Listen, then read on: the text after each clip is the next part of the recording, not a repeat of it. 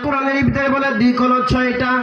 এবার ইবলিস বলে 4 দিক থেকে আমি ধোঁকা দিয়ে দিয়ে আমার ওই সমস্ত আপনার বান্দা বান্দিকে জাহান্নামের দিকে নিব। এবার আল্লাহ কয় না না, আমার ওই বান্দা বান্দি যখন আমি আল্লাহকে আল্লাহ বলে ডাক দিবে, আমার কুদরতি পায়ে সিজদা মারবে গো,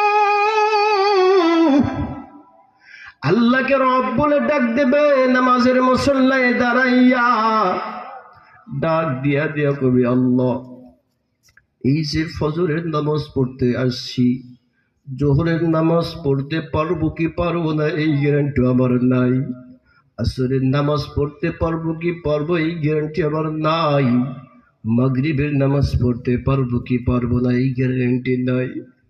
ও মালিক,